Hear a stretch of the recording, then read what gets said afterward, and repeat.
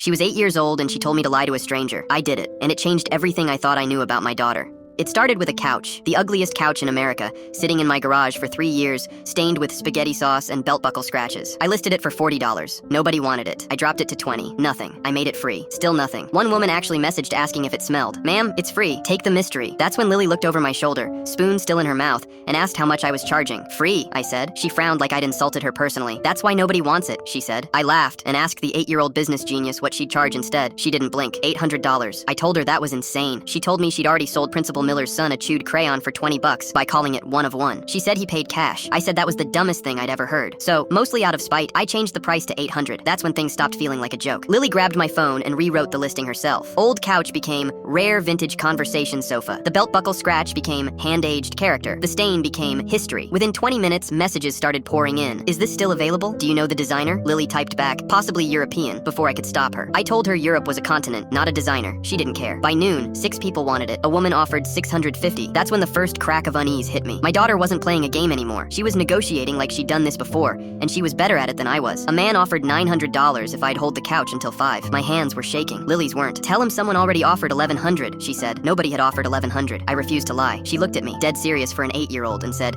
not with that attitude. 5 minutes later, someone actually did offer $1,100 for a couch I'd been giving away for free the day before. I sat down hard, on the couch. Lily screamed at me to get off the inventory. By evening, a couple pulled up in a Tesla. They circled the couch like it was in a museum. The husband ran his hand over the armrest and said the patina was incredible. That patina was 2019 spaghetti sauce. His wife asked if there was a story behind it. Before I could open my mouth, Lily said quietly, it survived a marriage. The woman put her hand over her heart. They paid $1,200, cash, and thanked us like we'd handed them a piece of history. That's when the twist hit me, standing in my driveway holding a stack of bills for a couch that had been trashed that morning. My daughter hadn't just gotten lucky. She understood something about people that I didn't. She knew that desperation repels and confidence attracts. She knew that a story sells better than a fact. She knew how to make a stranger want something they didn't need 30 seconds earlier, and she was 8. I should have been proud. Instead, I felt something closer to unease. Where does an 8-year-old learn to read people like that? Who taught her that a lie, told with enough conviction, becomes more convincing than the truth? I thought about Principal Miller's son and the crayon. I thought about how easily she'd told me to lie to a stranger, and how easily I'd let her talk me into it. Before I could even process what had happened,